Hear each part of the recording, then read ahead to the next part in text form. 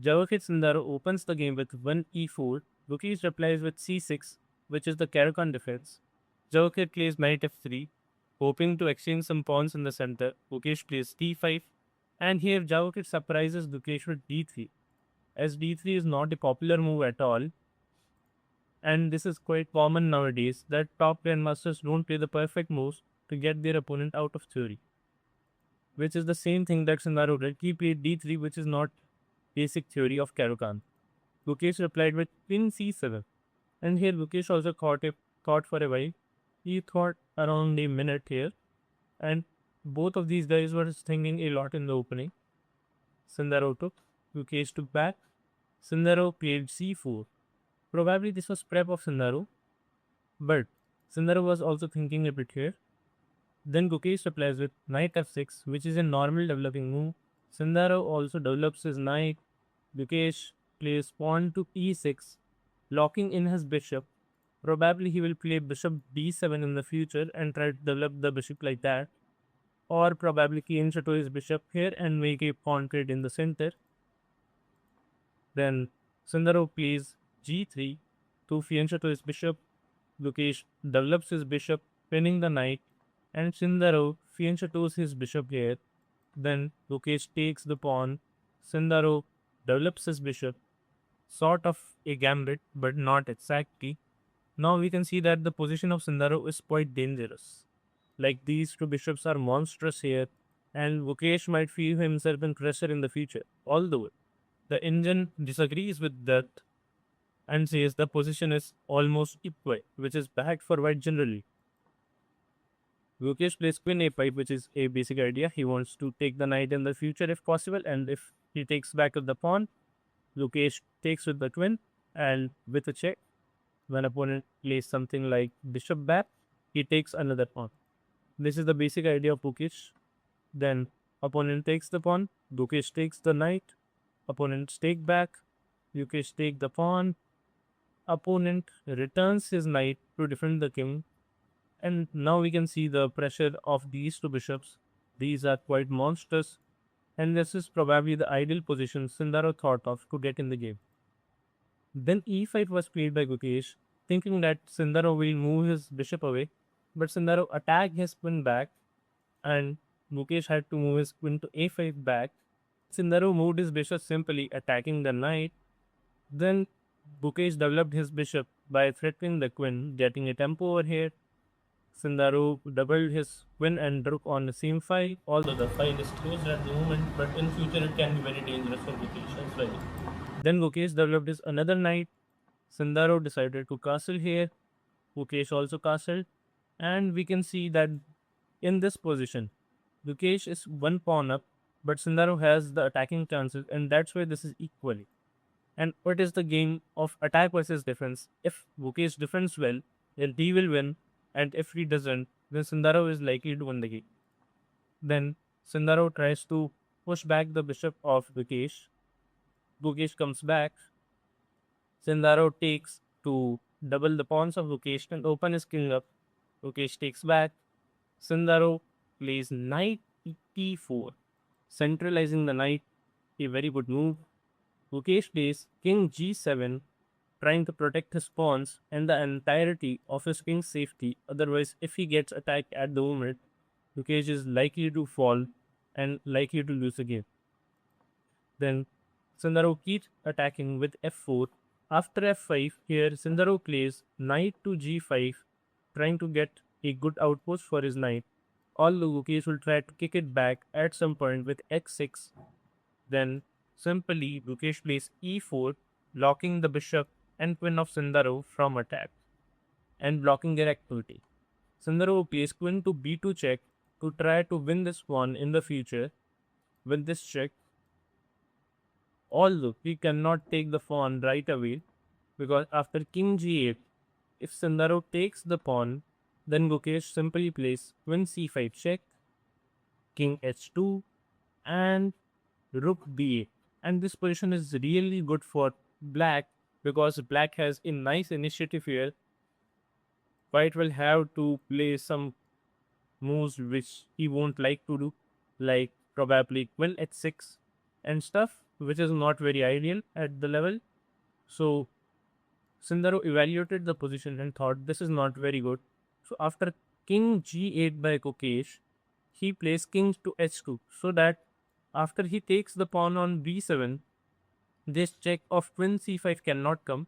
So this is quite a prophylactic move. Gukesh protects his pawn by queen b6 here. Sindarov doesn't trade the queen and goes to queen e2, trying to keep his queen on the board and attack Gukesh in the future by something like queen h5 in the future probably. After queen e2 by Sindarov, Gukesh plays queen d4. Here after queen d4 by Gukesh, Sindarov decides to sacrifice his knight for the initiative and plays knight takes e4.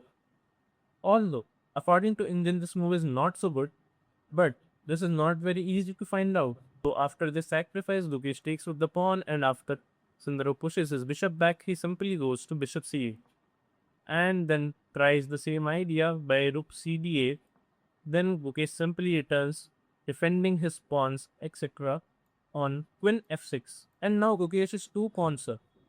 But Sindarov still has the initiative. Will he be able to win this match? Let's see. Simply, Sindarov takes the pawn. Gukesh develops his rook to trade. Gukesh is able to do this queen trade for only one reason, because after queen takes f6, then Sindarov cannot play queen g4 check because of c8 bishop of Gukesh. And that is why this bishop is very useful for Gukesh at the moment. Otherwise, he would have gotten checkmated here, which is not something he would have wanted. Although he had queen f8 in that case, but that is not a good move anyway. So then after this move, Sindarov takes the rook. Gukesh takes with the knight, which is also an option, but taking with the queen was quite more normal. Then simply Sindarov gives a check. Gukesh moves his king to g7. Sindarov tries to attack with the rook, and then Gukesh plays x5, and we can see that almost all the counter of Sindarov is gone now. After x5, Sindarov cannot give a check, and if he plays rook h4, his rook is in the corner, and his pieces are not so active to attack Gukesh king in that case. Then Sindarov goes queen e2, and you can simply see the followed bar, because the move he had to find here was king h1, which is a very suspicious move. I don't know myself why this is the move, but this is some Indian move which is not humanly findable even in a classical game. So of course Sindarov couldn't find it, and after h5 he goes queen e2. Then Gukesh simply tries to develop his pieces again by first moving his bishop to d7. Then after Sindarov takes the pawn, Gukesh develops his knight. Sindarov tries to checkmate with the rook, and then Gukesh simply plays rook to e8, because Gukesh is not fearing anything because last rank is protected by Gukesh rook. If he goes here, then simply Gukesh can move his king to f8 and then escape. Sindarov gives a check.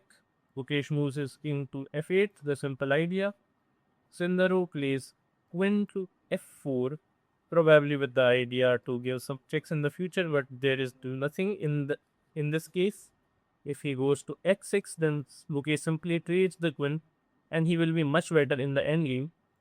I can show you the variation probably. Like if Gukesh makes a normal move, Sindarov gives a check.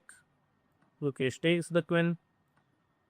After this trade, simply Gukesh will get one more pawn, and this endgame is clearly better for Gukesh. And if Sindarov tries to get one more pawn, then it is even worse for it. This is not at all good, and this endgame is easily winning for Gukesh, probably by this check. Sindarov moves his king, we take the pawn, and Sindarov can try to push this pawn, but this will never promote because of our king, bishop, and rook coordination, and this endgame will be completely winning for black. So of course Sindarov didn't do that. Gukesh plays rook e2 because Now there is no threat of queen h8 as there was in previous position. Sindarov simply attacks the rook of Gukesh. Gukesh takes the free pawn. Sindarov plays queen to e3, and now we can simply see that Gukesh has two more pawns and the attack is clearly not working now. So Gukesh is likely to win, and Gukesh plays queen b2 with complete confidence, threatening checkmate on g2, saying to Sindarov, I am not going to lose this one, and there is no case you recover from this position. And Sindarov tries to give it check. Gukesh simply moves his king, one more check, and simply a queen trade. And then, as I told you, this endgame is completely winning for black. Gukesh pushes his pawn once more. Sindarov tries to block them. Sindarov tries to push his pawn, but it's actually very late for that. Gukesh simply centralizes his knight. Sindarov tries to do some maneuver but doesn't work. Simply, Gukesh offers the exchange. Sindarov tries to push once more. Gukesh takes. Sindarov takes back. And then Gukesh simply tries to promote.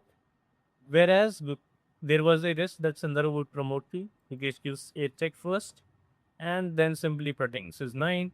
Then Gukesh takes pawn of Sindarov with a check. He moves his king and then Gukesh plays knight f7, and this is the position where Sindarov resigned because if Sindarov tries to push and promote, Gukesh will sacrifice his knight. Sindarov takes it and then rook will go here. Sindarov will try to defend. Gukesh will simply push his pawn. Sindarov will come here. Then simply he can try to get his king and Gukesh will be completely winning. Sindarov knew this, that's why he resigned in that position. And our world champion, Gukesh, finally won the game, a rapid game, showing Sindarov that he is likely to win the world championship again.